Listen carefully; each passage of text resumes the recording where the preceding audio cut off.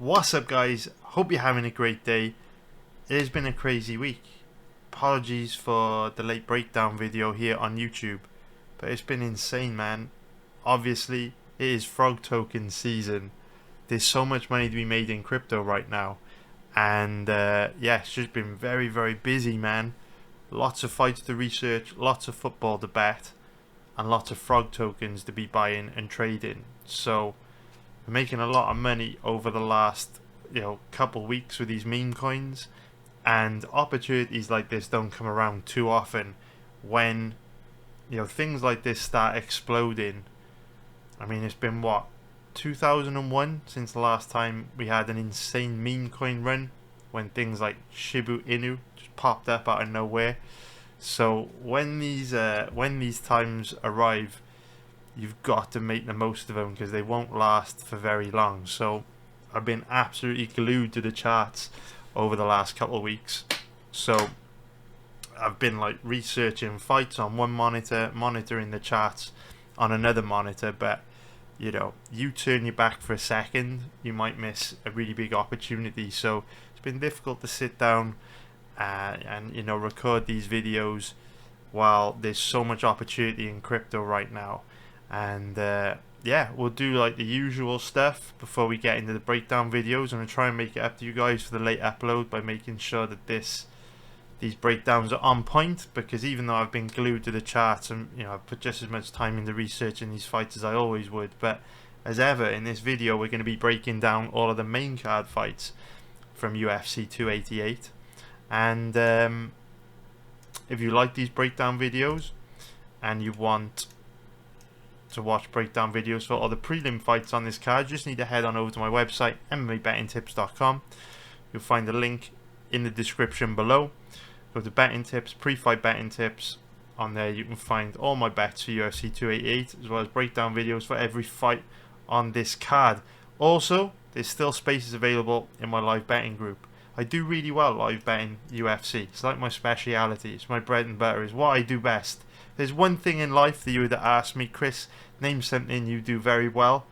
I would be like live betting the Ultimate Fighting Championship. You can see here our profitability chart. Absolutely fantastic over the last 8 years since I started tracking results. We got a nice big community, nice solid community, and you can join it if you want. All you need to do is go to betting tips, live betting tips. You can sign up there. If you think it sucks, if you don't like it, no problem, get in touch. I'll give you a refund. Been making money some frog tokens. I can afford it. It's all good, no problem. So yeah, man, it's going to be a big video today. And yeah, let's get into it. Let's start off by putting the frog token chat in the background while we talk about getting into the first fight that I want to break down on this card. So before I break down the main event of this weekend's card between Aljamain Sterling and Henry Cejudo, I just want to talk about something that I think is really important, and many of you watching this will not be interested. I do get that, but I want to talk about this because I know some of you will be interested and some of you will listen. And in the past, I wish I had someone who could tell me right now what I'm about to tell you, because it's very, very important. So I know you are watching this because you love MMA, you love the Ultimate Fighting Championship, you're keen to get my opinions on the fight between Henry Cejudo and Aljamain Sterling. Well, while this is a very important fight, very exciting this weekend, there is something far more important for us to talk about. I need you to hear this, so please do not skip. Please just hear this. Just give me 10 minutes, 5 minutes, however long it's going to take, 5-10 minutes of your life. Please remember this. Now, I am not a financial advisor. This is not financial advice. Okay? You need to do your own research, work things out for yourself. But I want to show you something. Bring up the Bitcoin chat. I know some of you will be rolling your eyes right now, but please, just give me 5-10 minutes. I think you need to hear it. So, I don't want to go into too much detail, but basically every few years there's this event in Bitcoin's life cycle called the halving. I won't go into detail what that is. Do your own research. But what it means historically is after the halving, in the run up to the halving date and after the halving, the price of Bitcoin runs like crazy. So when you see the price of crypto, price of Bitcoin exploding, you hear about people that bought just a few $100s of Bitcoin, now they're rich, all this kind of stuff. Well, those cycles tend to take place around a halving, right? So look into what a halving is. Too long, complicated for me to go into here. But the blue vertical lines that I've drawn on this chart indicate previous halving dates. Okay, so the one before this was on the 11th of May 2020. The one before that, 11th of July 2016. So the next halving date is going to be around about May 2024. So we're in May 2023 right now. About 1 year from today will be the next halving. So let's take a look at the price of Bitcoin 1 year from previous halving dates. So this is the halving date in 2020. We go back 1 year to May 2019. Boom, sometime here. You got July 2016. We go back July 2015. Boom, we go here. So look at what the price of Bitcoin has done since, from 1 year before the halving date, right? Halving, boom, look at price. Just goes up, crazy run. 1 year before the next halving date, look at price, boom, just goes up. Now you do have a dip here, but look at the date, April 2020 or March 2020. It's basically COVID, right? Black swan event. You take COVID out of the equation, this is probably a nice steady uptrend here, similar to what we had back in 2016. So I know I'm very annoying at the moment. If you're a member of my community and you come to our VIP chat room, you'll see me just talking about crypto all day long. And I know it's very annoying if you only care about MMA, you only care about UFC, you only want to talk about UFC. I get it. But the main reason why I started on this journey a long time ago, the main reason why I started betting on UFC very long time ago, was that I didn't start betting on the UFC or MMA because I loved the UFC or MMA. No, don't get me wrong, it's fun. I do like watching it. But primarily, I got into learning how to make money betting on MMA because I wanted to make money. Money and making money was the primary reason I got into this game. So if you're watching these videos, betting related content on the sport of MMA, chances are you're also interested in making money, right? We wouldn't bet on sports if we weren't interested in making money. If you're here, you probably like making money. If you like making money, consider the Bitcoin halving and what's coming up. So I know that on weeks like this, it is super annoying that breakdown videos are out really late and you come into the VIP chat room, all you see is me banging on about crypto. I get it, it is really annoying, but what you've got to understand is halving cycles do not come around that often, and when they come, you need to try and make the most of them. It's been 2021 since meme coins ran like they've been running these last 2 weeks. We've been talking about buying meme coins in the VIP chat room for 2 weeks. 2 weeks ago I was telling everyone to buy Wojak, and now Wojak is, I don't even know how much money I've made on Wojak. It's a lot. It's been running like crazy, right? Pepe been running like crazy. Bought it last week sometime. Been talking about in the VIP chat. All I'm saying is, I know breakdown videos coming out late is very annoying, but if you're here to make money, I'm not a financial advisor, this is not financial advice, but fortunes are made in halving cycles, and we're 1 year before the next one, and we saw what happened in the previous ones. So all I'm saying is, please just humor me for a little bit, because I'm trying to make the most of this halving cycle over the next 2 year run while it's here.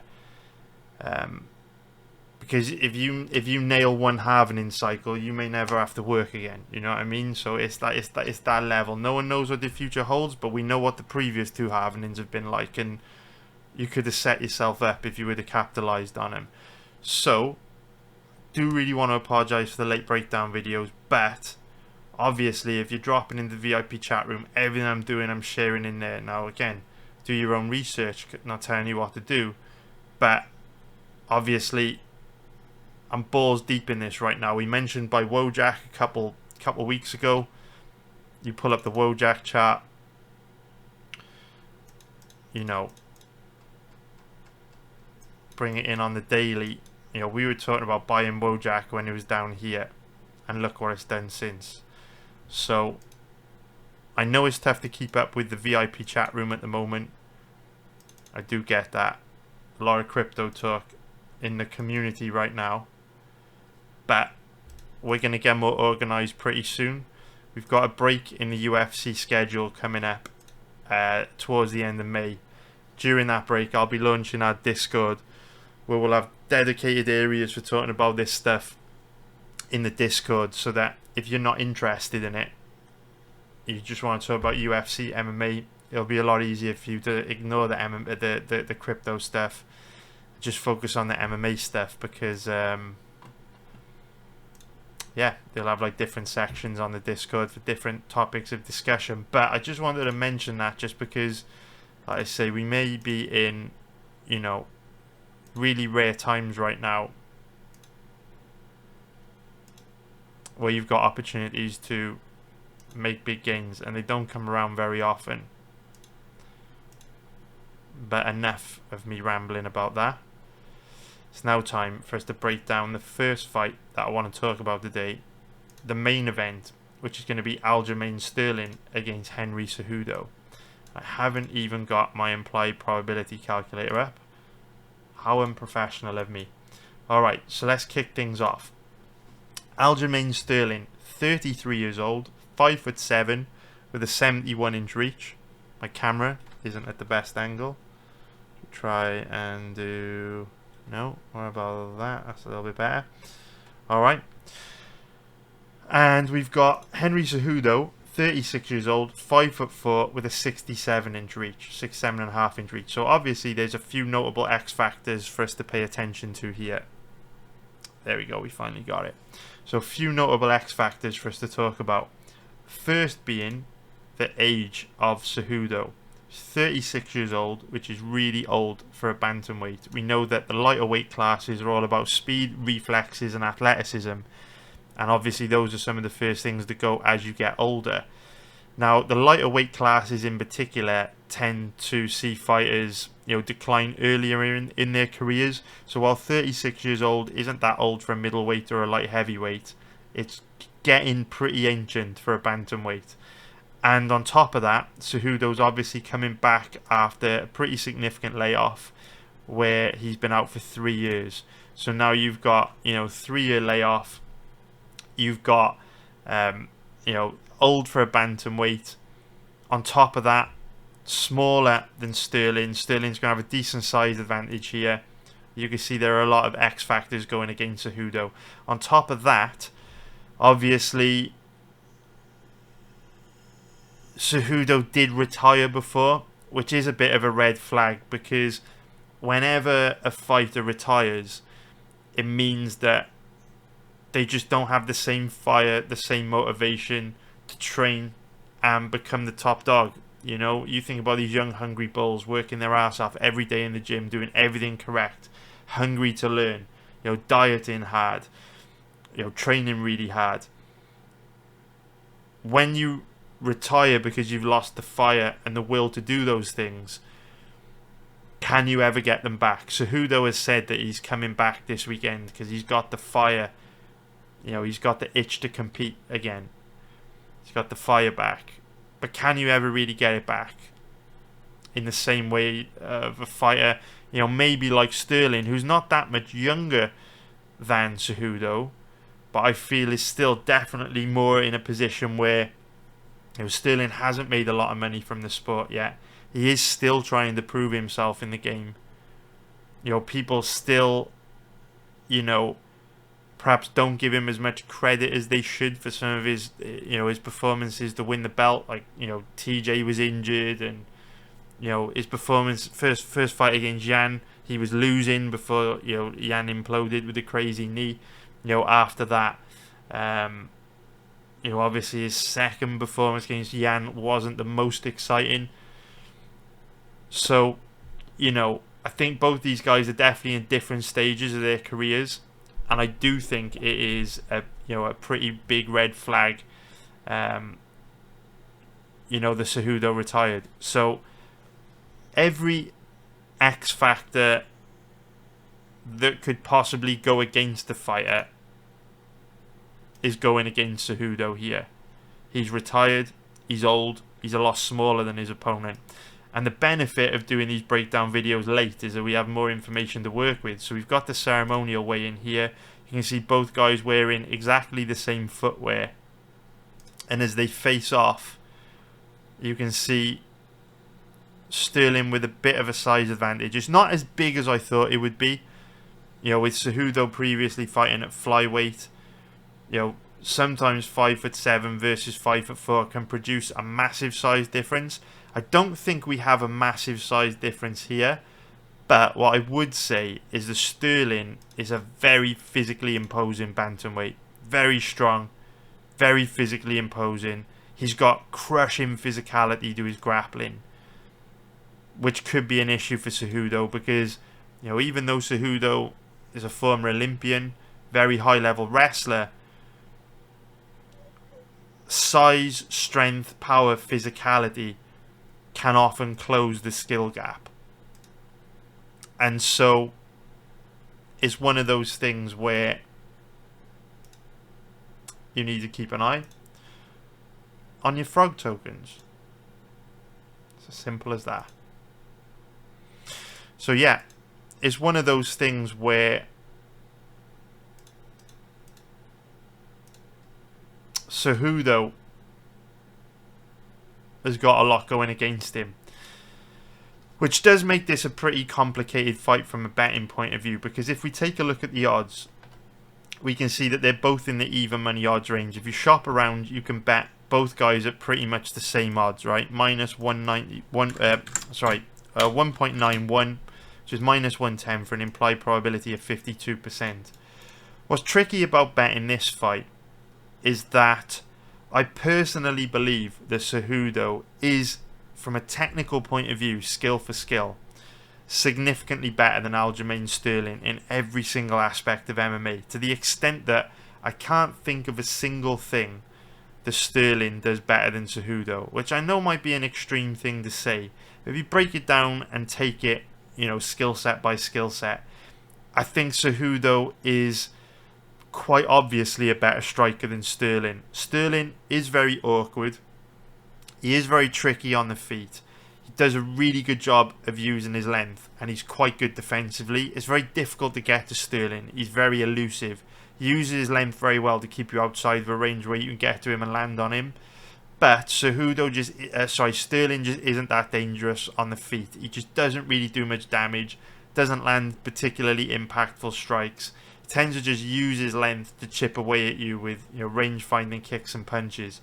Cejudo, on the other hand, has good power in his hands, inflicts a lot of damage with leg kicks, and he just moves very well. He's very technical. He lands hard, impactful shots.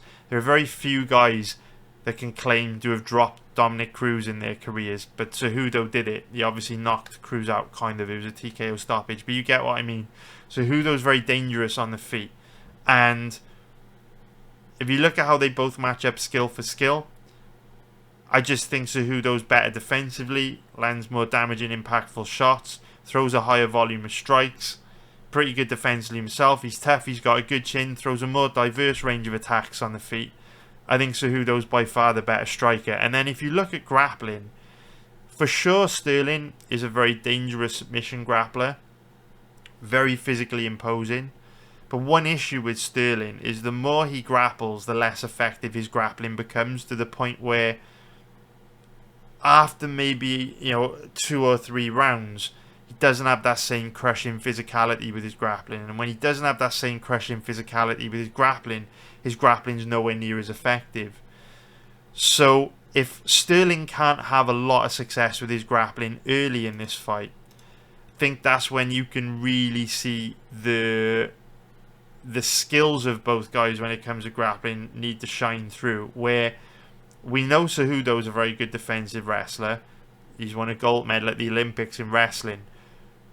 But Sterling may still be able to have a lot of success with grappling early because he may be able to overwhelm Cejudo with his physicality. The question is, when Sterling starts to slow down after round 2 and he doesn't have that same crushing physicality to his grappling, will he have any success with his grappling against Cejudo at all? Or will technique start to kick in there and Cejudo's defensive wrestling can really shine through? So when I look at this fight, it's very difficult for me because Cejudo has every single X factor going against him. And when every single X factor is going against you, that's quite often the difference and you often lose. But every once in a while there's an exception to the rule. Look at Jon Jones. He was coming back after a long layoff, performance enhancing drug issues, issues with alcohol, issues with drugs, moving to a new weight class. He was a lot older than the last time we saw him, and he just came out smoked Gan in less than a minute. So there are exceptions to the rule, and if anyone's going to be an exception to the rule, it's going to be top tier elite fighters, right? Like Jon Jones, like Henry Cejudo. So this fight is very difficult for me because if I'm purely basing it on past performances and how both guys match up skill for skill, I'm all over Cejudo because I think he's better than Sterling everywhere. But it's tough to trust Cejudo this weekend because of all of the X factors going against him, the layoff, the size difference, his age. So it's a tricky fight for betting. Personally, I lean Cejudo here because I think so long as he shows up and looks close to how he looked before he retired, he's going to give Sterling hell. But Father Time is undefeated, and if Cejudo's lost his fire, I could see Sterling just overwhelming him with his power and physicality and ragdolling him, with him being smaller, older, and probably weaker now. So my lean on this fight is definitely going to be Henry Cejudo, but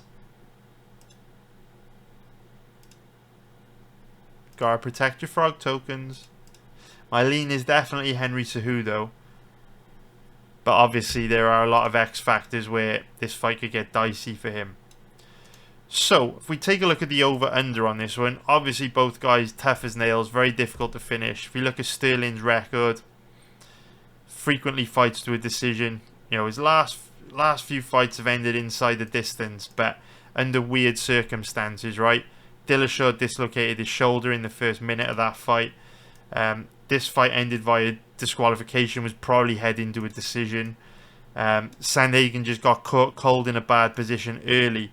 So even though a lot of his fights have ended inside the distance, they've ended under kind of weird circumstances. And before that, Sterling was very much a decisionator. So probably a bit of variance here in the reasons why his recent fights haven't gone to a decision. If you look at Cejudo's record, again, little bit of variance. His recent fights have ended inside the distance for various reasons. Cruz just got caught. Marlon Moraes was it was on a steep decline when they fought. Dillashaw got caught. But then before that, again, you can see Cejudo very much a decisionator with most of his fights going to a decision. So probably just a bit of variance here. So I do think it's very likely that this fight will also go to a decision. Certainly would not be betting on this to end inside the distance. The odds aren't great on it to go to a decision though, with Cejudo's layoff and age especially. If he hasn't got the fire anymore, if he is just turning up for one last paycheck, it is possible that he gets overwhelmed and drowned in pressure by Sterling and stopped early, like we've seen Sterling do to Dillashaw and Sandhagen. But like I say, if Cejudo shows up and performs like he has in his recent fights, which are obviously a long time ago, I do think it's quite likely this fight goes the distance because both guys are tough, both are pretty well rounded as well. in terms of being able to defend themselves, both standing up and on the ground. And to be fair, neither guy is super dangerous standing either. I know Sterling's submission game is a nightmare, but with Cejudo's Olympic wrestling background, hopefully he'll be able to defend himself on the ground. And then you think of other ways the fight could finish. Well, then naturally, can either guy get a finish on the feet? Perhaps. But neither of them are the most dangerous strikers. So I do think this fight's quite likely to go deep. The prop I would be looking at would be Cejudo to win by decision, but the odds are terrible. That's not something I would bet myself. I think it's a pretty bad risk to reward ratio on that. Odds on Sterling by submission aren't great either. I think props are a bit dead on this fight. So I wouldn't bother with them personally. I would give them a miss. How are our frog tokens doing? They're alright at the moment. They are alright. Just bouncing around in this range. What we love to see. Build that momentum. Send it to new highs. That's what we want. That's what we want. Beautiful. Beautiful. High. Higher low. Higher high. Hopefully higher low. Boom. New higher highs. All time highs. Printing money on the frog tokens. Easy peasy lemon squeezy. That's what we want. Wojak. How's Wojak doing? Just want a new high here. Higher low. Boom. Boom. Boom. Please test. All-time highs, Mr. Wojak. We're working on it. We're working on it. Just got to keep an eye on the frog tokens. Obviously, they can drop quick with them being very risky. Anyway, into the next fight that I want to talk about in this breakdown, which is going to be Belal Muhammad versus Gilbert Burns. Remember the name versus Jourdain. So let's start off by taking a look at the odds on this one. This is another fight in the even money odds range where Gilbert Burns is the slight favourite. Average odds are around 1.77, which is minus 130 for an implied probability of 57%. If we take a look at the odds on Belal Muhammad, he's around an average of 2.10, which is plus 110 for an implied probability of 48%. So Belal Muhammad, 34 years old, 5'11" with a 72-inch reach. Gilbert Burns, 36 years old, 5'10" with a 71-inch reach. So both guys roughly the same size, but we do need to pay attention to Gilbert Burns' age because he's quite old for a welterweight. He's going to be 37 years old in a couple months' time. 37 for a welterweight, very, very old. I know Muhammad is no spring chicken either. He's going to be 35 in a couple months' time. However, when you start to hit your late 30s in the welterweight division, father time can start to creep up on you very, very quickly. And so Burns is at that stage in his career where I would expect him to be declining, pretty quick. So that's something we've got to bear in mind. Belal Muhammad's still improving, getting better and better. He spent time training with Khabib. Gilbert, on the other hand, he is at that stage in his career where you'd expect him to look significantly worse with each calendar year that passes. So I am going to be betting on Belal Muhammad this weekend. I think he's a pretty good bet. It's not a super confident bet, and it's not one of those bets where there are like specific strengths and weaknesses I can point to that both these have, where I can point out like specific things that Belal Muhammad does a lot better than Gilbert Burns. It's not one of those types of bets. For me, it's just an accumulation of things. So if we consider how both these guys match up stylistically, they're both pretty well rounded. They both throw, a really diverse range of strikes. They're both very good grapplers. They're both very experienced. They're both very tough. They're both very durable. There's just really one thing that I can point out that separates these two, which is not obvious to everyone, but I think could be the difference in this matchup.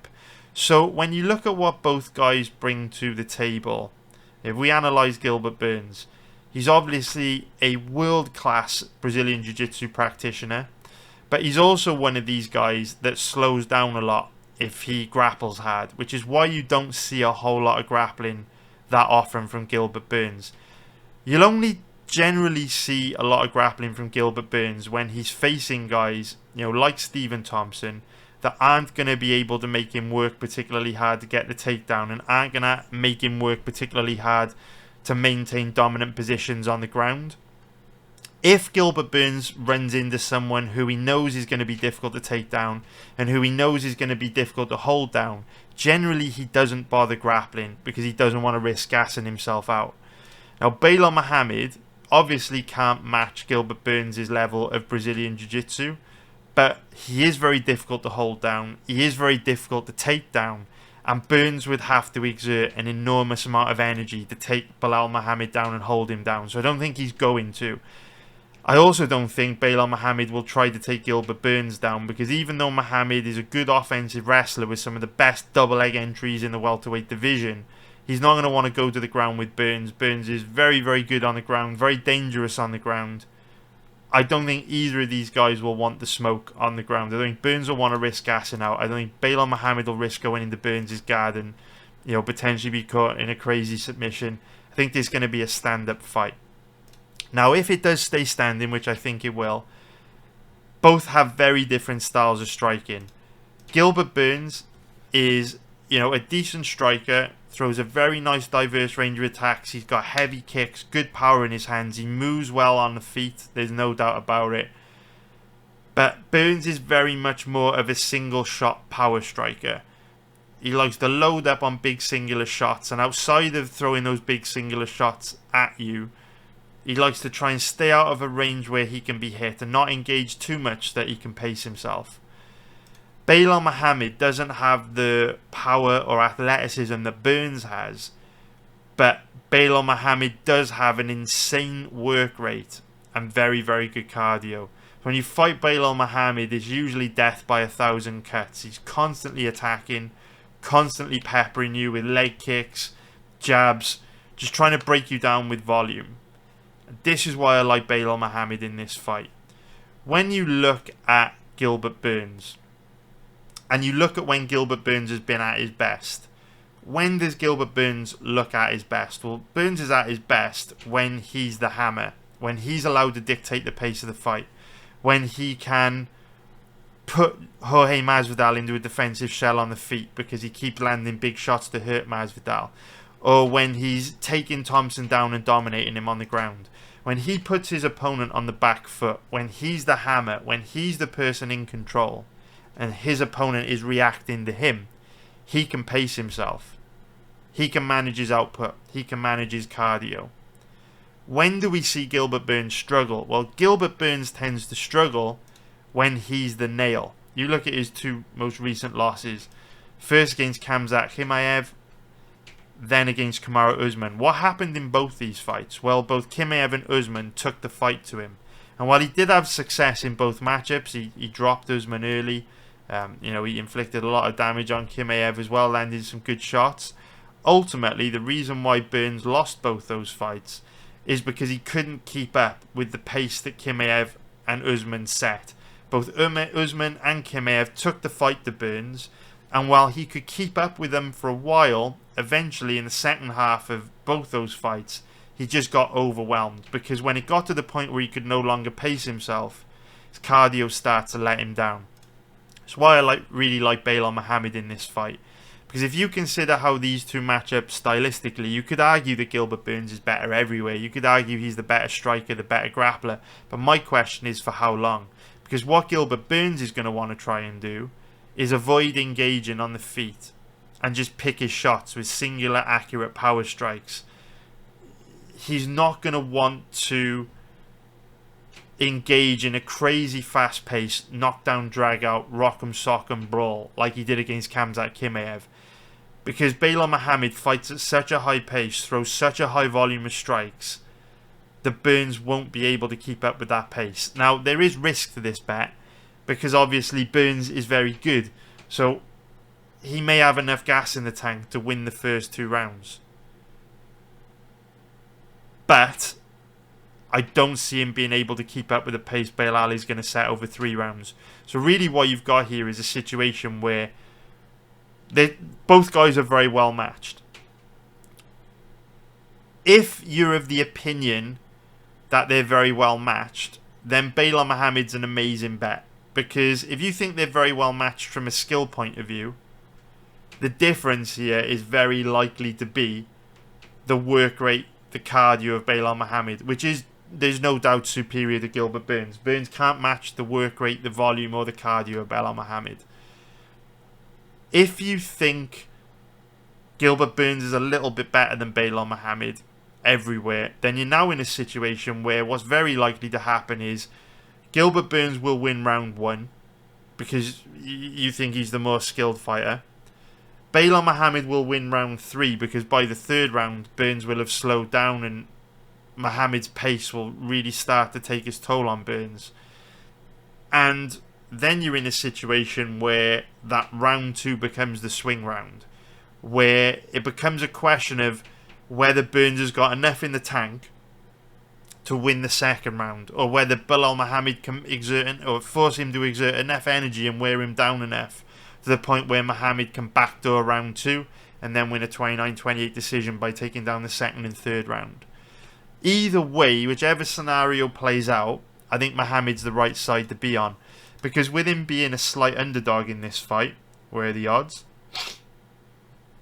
There he is. With him being a slight underdog, if you consider both these guys to be really well matched, and you lean 60-40 Belal Muhammad in terms of being the most skilled fighter, then you have a great risk to reward ratio taking Belal Muhammad as the slight underdog. Because that gives you like at least a 10% margin over the betting sites. If you're of the opinion that Burns is a little bit better, but Belal Muhammad's pace might cause him big problems, then you're still on the right side and getting a good deal. Because even though you don't have an amazing edge and a lot of value, you still have a little bit with him being the underdog. Personally, and this is not me trying to like piss anyone off. This is not me trying to piss anyone off. I'm just being brutally honest based on what I've seen from the research. I have no idea who is betting Gilbert Burns here. It just doesn't make any sense to me. Because the only way for me it would make sense to bet Gilbert Burns here is if you think from a skill point of view he is a lot better than Belal Muhammad. The only way that it makes sense to bet Gilbert Burns here is if you think Burns' skill advantages are so big that it doesn't matter what pace Belal Muhammad puts on him, because Burns' skills are going to be too much for Muhammad to handle, and Burns' skills will shine through and be the difference. That's the only way for me that it makes sense to bet Gilbert Burns. But when I look at the footage, I don't see huge advantages that Gilbert Burns has here. He hits harder, and he's a better Brazilian Jiu-Jitsu practitioner, but that's it. And how much will the advantage on the ground matter if the fight doesn't go to the ground? Well, probably not much at all. And it's not going to be easy to knock Muhammad out. You know, he's got a good chin, he's tough as nails. And Muhammad's likely going to be landing a lot more volume. So it's one of those fights where I really do think, whichever way you dress it up, Muhammad's the strongest side to be on. I'm not going to be going too big on this bet. It's only a small gamble at the end of the day, but I do think Muhammad gives you the best risk to reward ratio out of these two. Let me know what you think in the comments below. Let me know.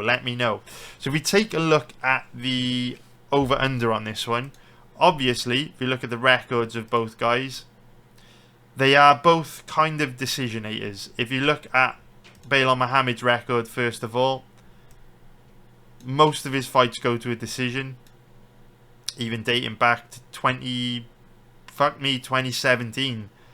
Vast majority of his fights have gone to a decision. With Burns, again, a lot of his fights have gone to a decision as well. Very likely this one also goes to a decision. I might bet it because it's in the even money odds range. From my perspective, I do think it's unlikely this fight ends inside the distance because I don't see the fight going to the ground, so I don't think either guy is at risk of being submitted.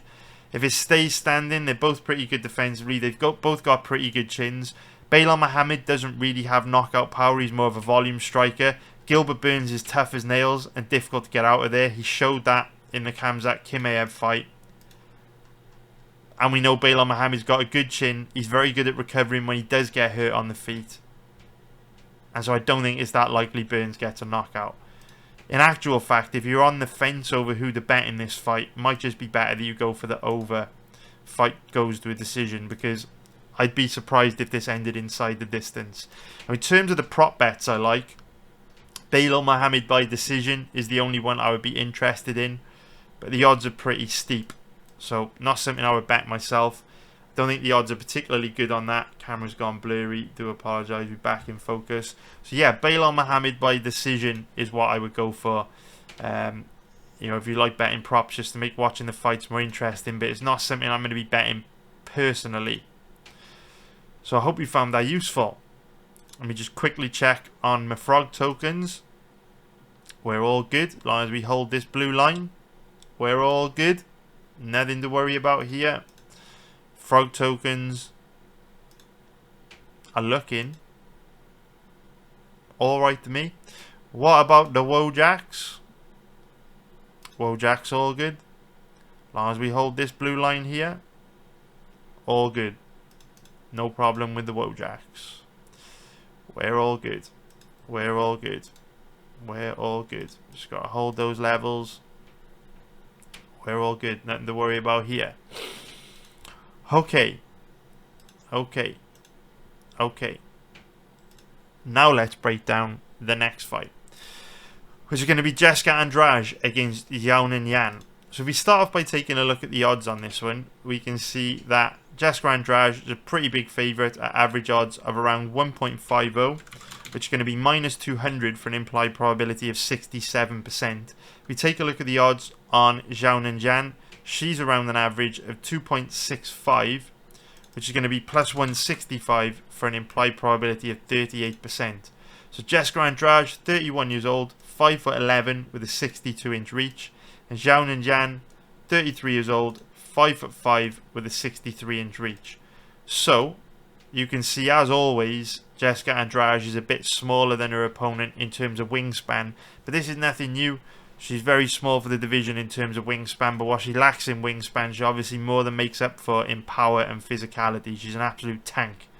In terms of age, both girls roughly the same age. The only other X factor I would point out when it comes to this fight is that Jourdain Yan is one of these fighters that is making exponential improvements from fight to fight, particularly with her grappling. She is improving at a rapid rate.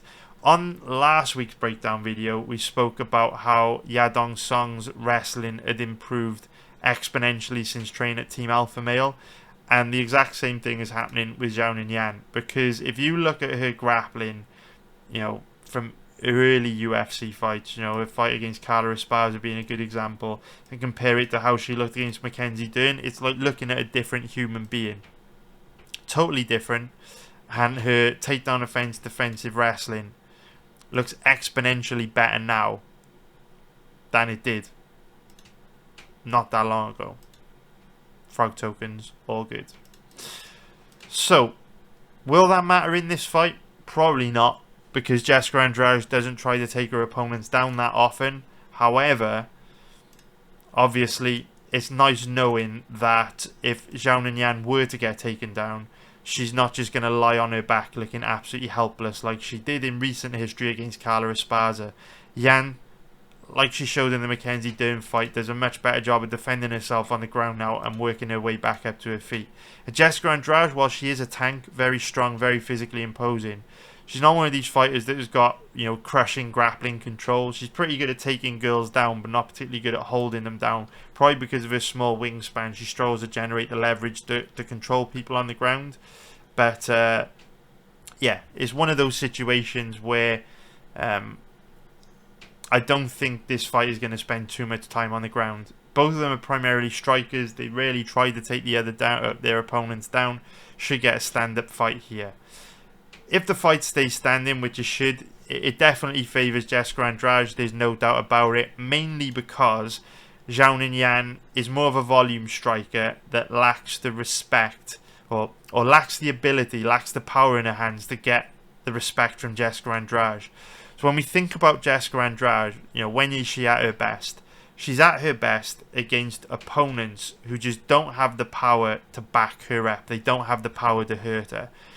So when she comes forward, takes control of the centre of the octagon and starts to load up on those big winging combinations, if her opponents don't have the power to back her up or the footwork of like a Joanna Jędrzejczyk to circle away from her, generally speaking, they just get overwhelmed. And that's exactly what we see happen, you know, to fighters like Lauren Murphy, where they just can't deal with the forward pressure, the aggression, the power, the physicality of a Jessica Andrade.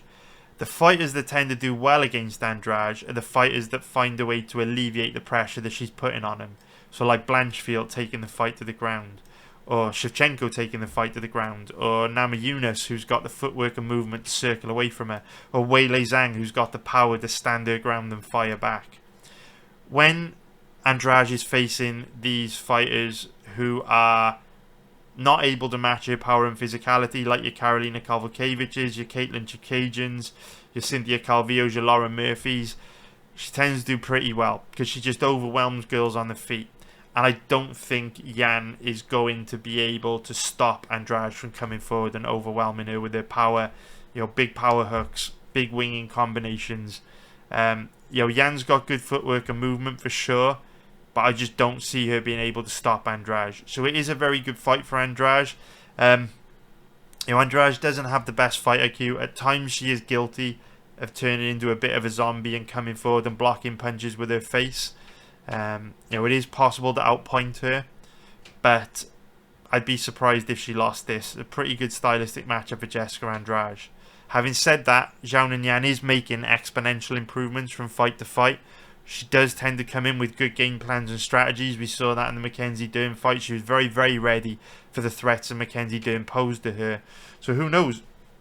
Maybe she'll surprise us in this one. And why are we out of focus again? Why are we out of focus then? Why are we out of focus, motherfuckers? Why are we out of focus? We back? Yeah, we back. Maybe she'll surprise us with a new game plan and strategy to cause Jessica Andrade some problems. How are the frog tokens? They're alright. The blue line still holds. The blue line still holds. We good, we good, we good, we good. No problem. We good, we good, we good. Okay. So.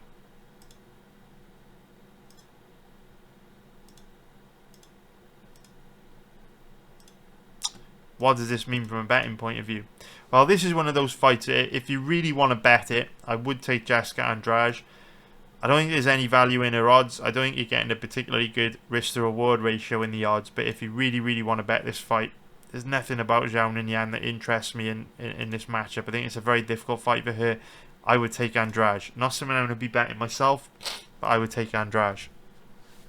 When it comes to the over-under on this one, I do think it's very likely this fight goes the distance. It's very unlikely that Yan will finish Andrade. We know Andrade is tough, difficult to finish. Yan doesn't really have the submission game to cause Andrade a problem on the ground. She's not particularly dangerous on the feet. We know Andrade's got a great chin, very tough, very durable. But Jourdain Yan has also shown she's pretty tough. She's only been finished one time in her career from being put in a bad position on the ground by Carla Esparza, but we know she's improved a lot on the ground in the last 2 years. She's able to hang on the ground with Mackenzie Dern. Quite likely she's able to hang on the ground with Jessica Andrade as well. And you can see she's very much a decisionator. So only one of her last 1, 2, 3, 4, 5, 6, 7, 8, 9 fights have ended inside the distance. Andrade also, goes with decision every once in a while. But when she gets finishes, it tends to be against girls who get overwhelmed, can't hang in there with it. But Jourdain Yan's a reasonably capable striker, so I think she will be able to hang in there. I think it's quite likely this fight goes the distance. I'll probably bet that myself. So in terms of prop bets, Andrade by decision is what I would go with. Again, the odds are terrible, so it's not something I'll be betting personally. I don't particularly like those odds, but I do think it's quite likely Andrade will win this fight by decision. So, I hope you found that breakdown useful.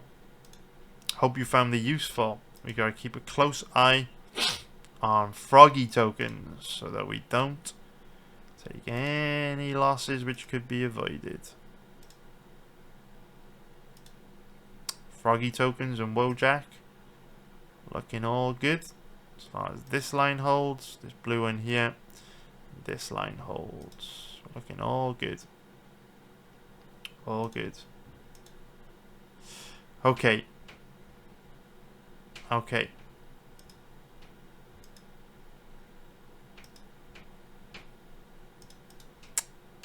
Now, let's take a look at the next fight.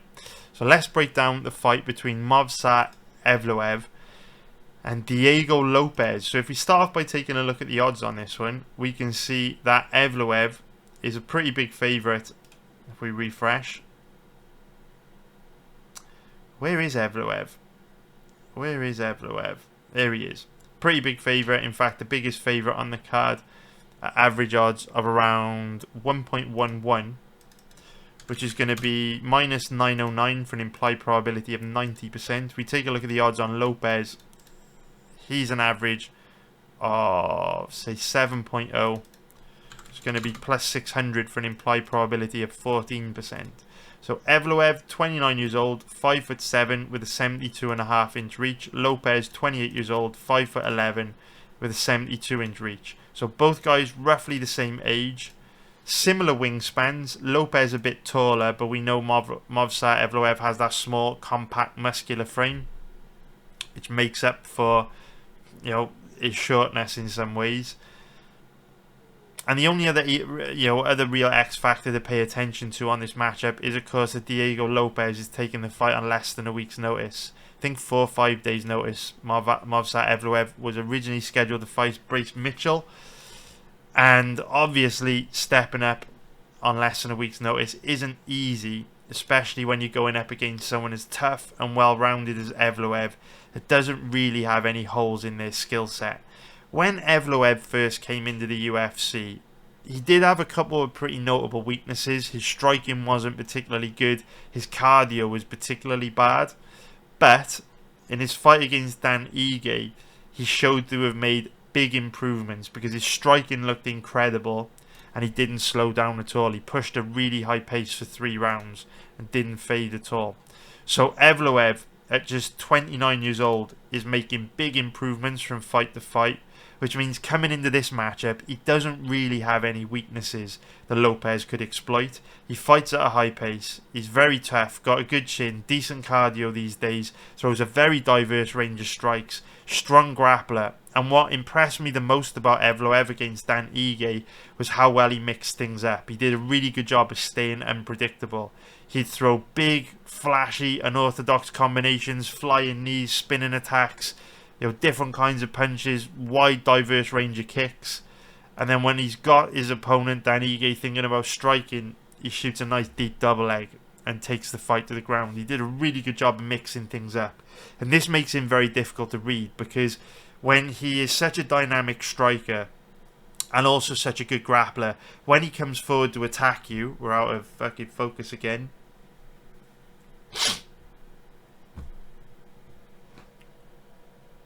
Fucking focus, for fuck's sake. Please focus. There we go. When he comes forward to attack you, you don't know whether a takedown is coming or a combination. So because he's so good at both striking and grappling, he mixes things up so well. It's a very difficult problem to solve. So not only is Diego Lopez making his UFC debut under really tough circumstances by stepping up on less than a week's notice, he's also facing a guy who doesn't really have any weaknesses that he could exploit. So the odds reflect how difficult of a fight this is for Lopez. He's second best when it comes to striking and grappling. Now, Lopez isn't bad. He's got a base in Brazilian Jiu-Jitsu. He's reasonably skilled on the ground. But he's not going to be able to match the combat sambo background of Evloev. He doesn't have the same MMA grappling that Evloev has. And on the feet, Lopez does hit very hard. He's got good power in his hands. But he doesn't throw the same diverse range of strikes as Evloev. He doesn't come with the same volume. He's not as technical. So this is one of those fights where the odds reflect how it's likely to go. Evloev should win this a very high percentage of the time. There's nothing I've seen in Lopez that makes me think he's got much of a chance here, that makes me want to bet him. Even on a full camp, I wouldn't be interested in betting Lopez. The fact he's coming on just a few days' notice makes it even more difficult to pull the trigger on him. So this fight's obviously dead from a betting point of view. It's an easy pass. Evloev is the big favourite. There's just no upside in betting on him.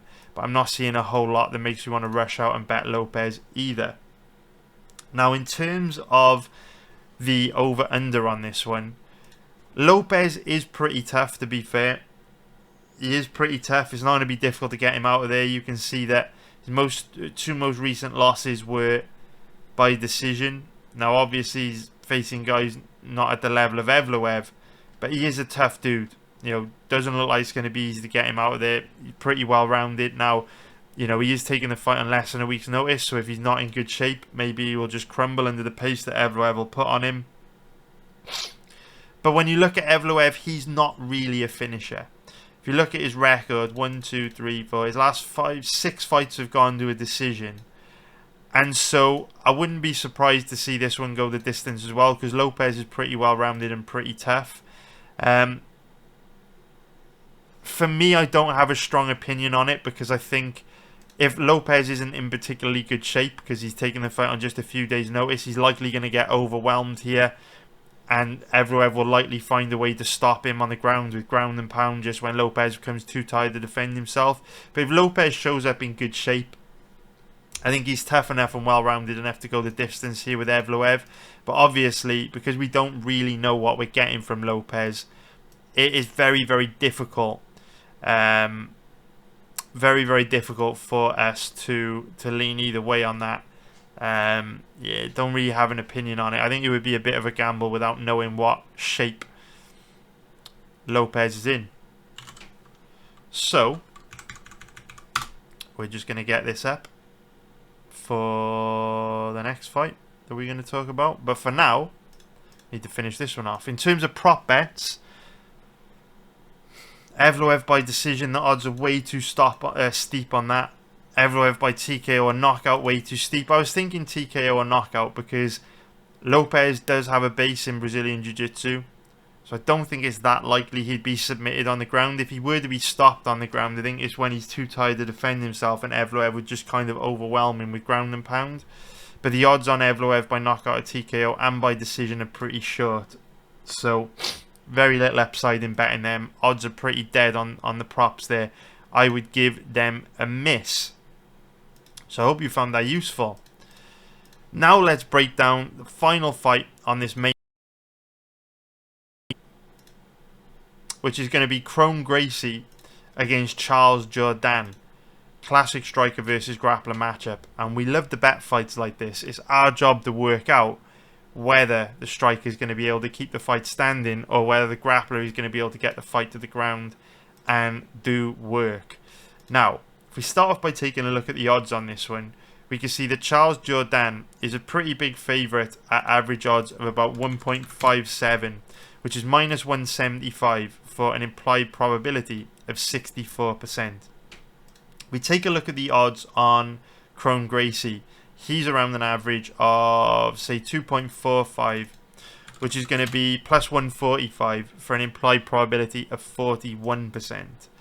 Jourdain, 27 years old, 5'9" with a 69-inch reach. And Gracie, 34 years old, 5'9" with a 70-inch reach. So, no real X factors on this one. Both about the same size. Gracie is obviously a lot older than Jourdain, but not that old at 34. And not like he's got tons of miles on the clock. He's only had 6 pro MMA fights. So, obviously, he's had a lifetime of competing in Brazilian Jiu-Jitsu, but like he's taking tons of head trauma and all that kind of stuff, tons of damage in BJJ. So, you know, he could probably have a longer career than most with him being quite new to MMA.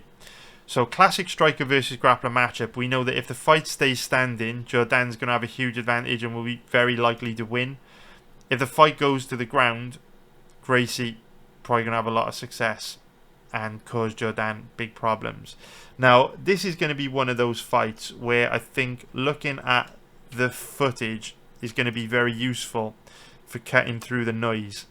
So, what I want to show you are strengths and weaknesses of both Gracie and Jourdain, so that you can kind of see how much trouble both guys are in if, you know, they get kept in the area where their opponent has the advantage.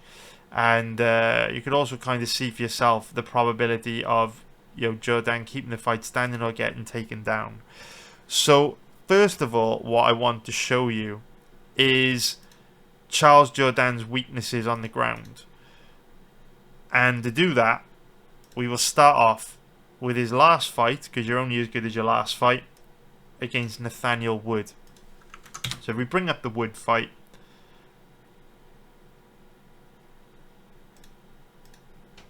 we go back to round 1. We get a glimpse at Jourdain's takedown defense and how bad it is. So here you can see very early in round 1, Jourdain gives up an easy, weak outside trip. Now what's particularly concerning about this outside trip that he gives up is that he just doesn't read it. He just doesn't see it coming. He's totally oblivious to the threat. Wood just sneaks his right leg around the back of Jourdain's left leg, gets the outside trip easily. Now, you know, getting taken down, giving up takedowns is not that big of a deal to me. It doesn't matter to me so long as you are able to quickly work your way back up to your feet. But what we see from Jourdain is that even though as he hits the ground, there's tons of space here as he hits the ground. Look how much space there is between he and Nathaniel Wood. But instead of showing urgency to immediately scramble back up to his feet like a Team Alpha male fighter would, like we spoke about Yadong Song doing last week, he hesitates, which enables Wood to jump into his guard. And now we're 50 seconds into round 1, and you can just see Jourdain looks very, very weak off his back. Goes to close guard. Doesn't really know what he's doing off his back. He's been on the ground for about a minute now. Wood holding him down very easily. Eventually, he scrambles over to the cage, stands back up. But you can see he was on the ground for, you know, a decent amount of time. Looked very, very weak off his back. So they're back to the middle of the octagon. We'll keep skipping through. Scroll through here into round 2. So early in round 2 now. It's been taken down early in round 1. Clear Wood has a big advantage on the ground. And you can see Wood sweeps the leg and again takes top position. So again, what this shows to me is that Jourdain just doesn't have particularly good balance or a particularly strong base. It's quite easy to upset his base and take him down. He's thrown a kick. Wood has thrown an opportunistic leg kick to sweep the leg in top position. 40 seconds into round 2. And again, Jourdain is able to pop back up to his feet faster this time, but this is mainly due to the space that Wood is giving him from top position. Wood doesn't bother going into his guard, this time just trying to establish side control, which gives Jourdain a little bit more space this time to clear his legs, pop back up to his feet. But again, not that long after, again Jourdain just goes down very, very easily. Look at this, very easily. Look at that. Little outside trip from Wood. Look at the legs. Look at Wood's legs. Little outside trip. And again, tons of space here. But instead of Jourdain showing a lot of urgency like Yadong Song last week, to immediately look to explode back up to his feet after he gets taken down, he hesitates, which allows Wood to go into his guard. And as a result, Wood has a longer period of top control till the referee stands him up. See Jourdain complaining to the ref. This is always a huge concern to me. Look at the body language of Jourdain here. He starts complaining. Starts complaining to the referee. See him complaining? And the ref takes the bait, stands him back up. Now this is always a huge red flag for me. When I see fighters that are being controlled in bad positions, complaining to the referee that they want to stand up or separation. Rather than complaining to the referee about a stand-up or separation, you should be trying to work through that position. You should be trying to improve that position yourself. Instead of Jourdain complaining to the referee, he should be trying to work to get back up to his feet. I really strongly disagree with stand-ups and separations in MMA. I think they should be completely abolished. I think ultimately, if a fighter has worked to obtain a position and the person they're controlling is not able to work out of that position, I don't think that position should be taken away from the fighter in the dominant position. I think stand-up separations should be abolished and fighters should be able to work through positions. Is it boring for the crowd? Yes. Is it boring to watch? Yes. But ultimately, this is a sport, not an action movie. And I just think situations like this are an issue that needs to be addressed, because if the ref doesn't stand them back up there, Wood could probably spend the remaining minute and 44 seconds of round 2 in top position. That means he puts his stamp on the second round and goes into the third round up 2 rounds. He only needs to survive in the third round to win a 29-28 decision at worst. What happens if the ref stands him back up here and Jourdain knocks Nathaniel Wood out towards the end of this second round? He never would have had the opportunity to do that had the ref not got involved. The ref has influenced the outcome of that fight. What happens if Jourdain, lands a big combination towards the end of this round and steals the round and then goes on to win the third and Wood loses a 29-28 decision, when if the ref hadn't got involved, Wood would have won this round? I just disagree with it. Sorry to go off on a bit of a tangent. It's a pet peeve of mine. But, it is what it is. MMA, there's a lot that needs to be fixed about MMA. It is what it is. It's a young sport. Hopefully in time it will improve and these problems will be addressed. Hopefully. Fingers crossed. We live in hope. We live in hope. Anyway.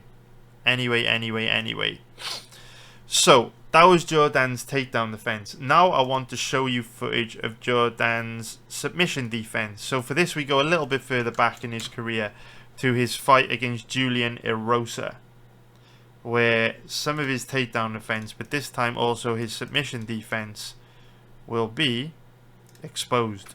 So this is the third round of the Erosa-Jourdain fight. So remember what we said about the Nathaniel Wood fight, where Jourdain just appears to have pretty bad balance, pretty weak base. Again, Erosa just drags him to the ground off that body lock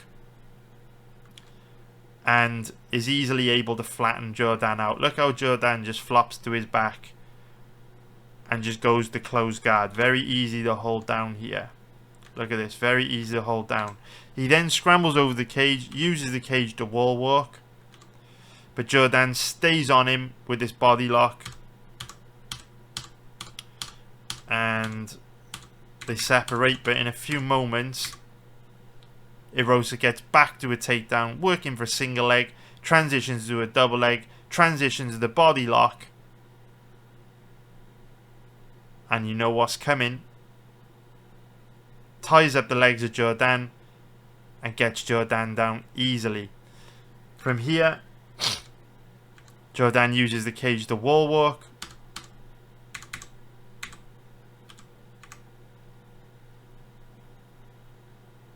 but Erosa jumps on the neck, drags him to the ground,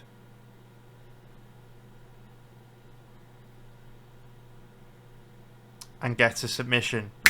This is very notable to me, because if you look at Cub Swanson in Crone Gracie's debut,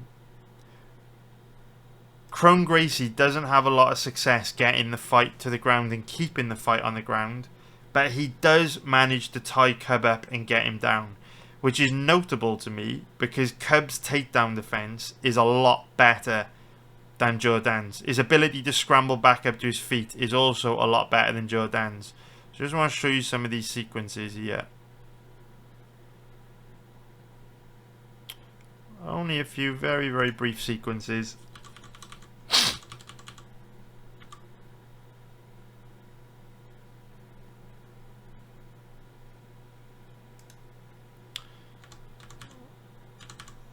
Where are we? I might have to skip through.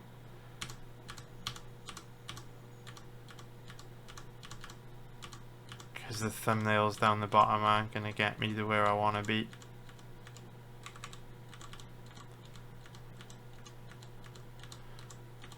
Don't worry, after this, we are going to look at some striking as well.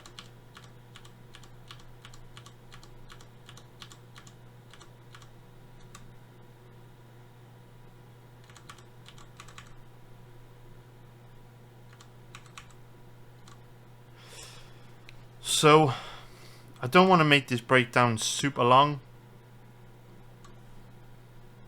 and have to play you the whole fight. There are certain sequences where Gracie does briefly tie Swanson up, but Swanson's got that urgency to scramble out of there. The question for me, like little sequences like that, right? Take a look. Just a little sequence like this, right? The fight briefly goes to the ground, but Gracie's not able to establish a dominant position because Swanson immediately scrambles out of danger, just like we saw Yadong Song do last week. But remember what Jourdain does when he hits the ground. He doesn't show urgency to immediately scramble out of danger.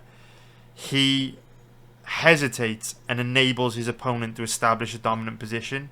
So there are multiple times in this Cub-Swanson fight, like this sequence here, where Crone pulls guard and tries to grab a hold of Swanson's legs to upset Swanson's balance. Now Swanson understands that he needs to show a lot of urgency to explode out of this position, and he does. But look at the footage I've shown you of Jourdain. He's far more likely to give his opponent a window of opportunity to establish a dominant position on the ground.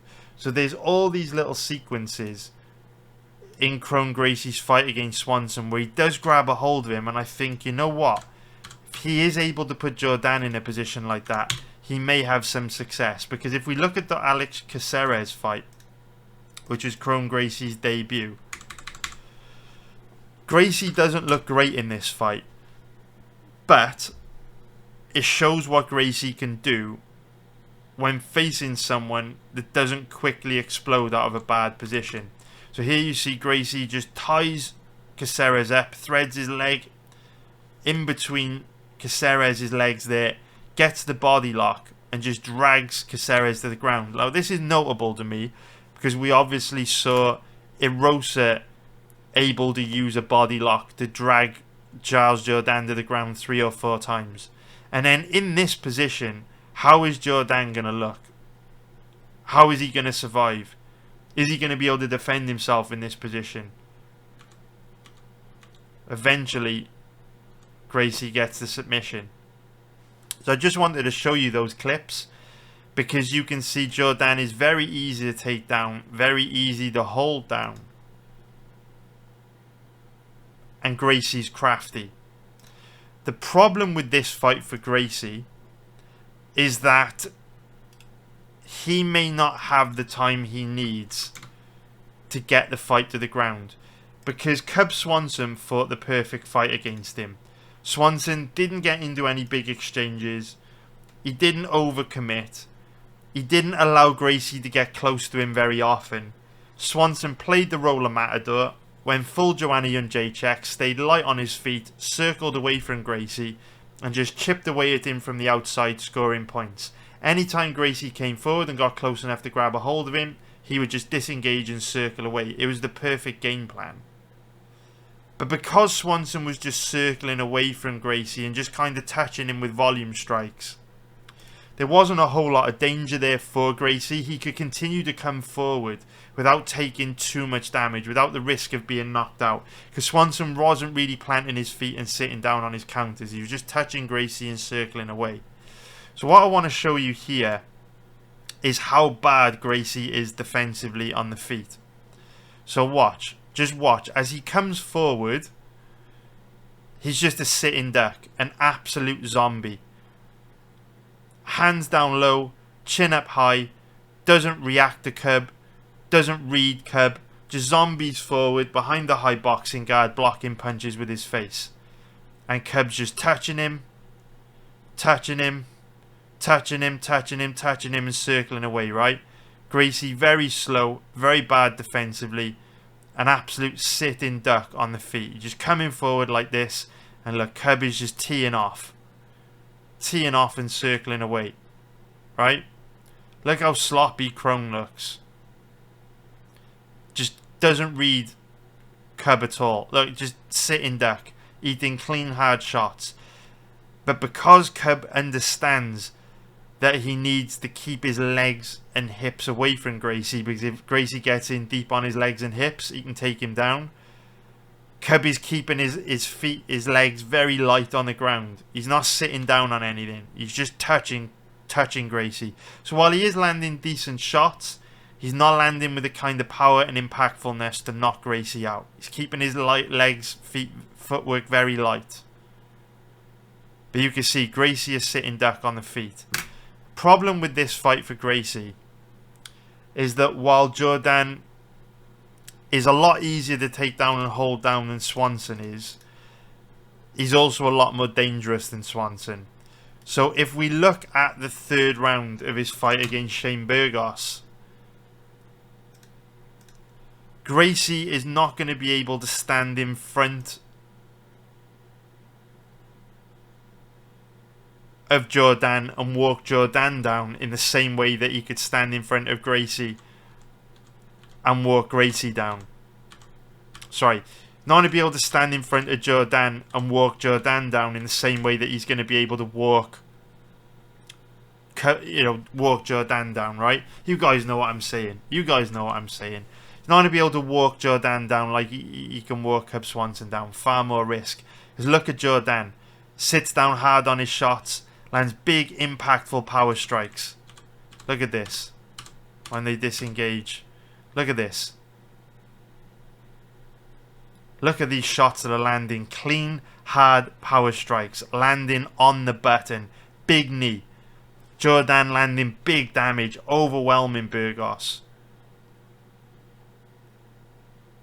So Gracie can't afford the zombie forward blocking punches with his face, because Jourdain can legitimately knock him out. He can legitimately send him to the Shadow Realm and kill him. Look at this from Jourdain. Look at the difference in the power, the impactfulness of the strikes. But obviously this is the problem, right? If he gets overly aggressive, he gives his opponent an opportunity to tie him up and take him down. But far more danger stood in front of Jourdain. We look at the Andre Ewell fight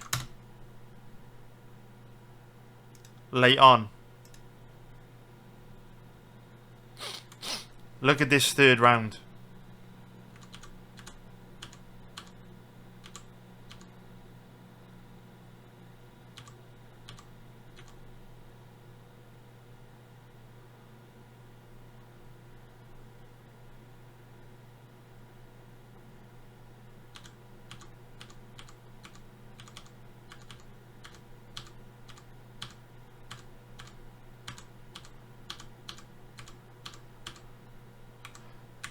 Here it is. There's a part where Jourdain goes Super Saiyan.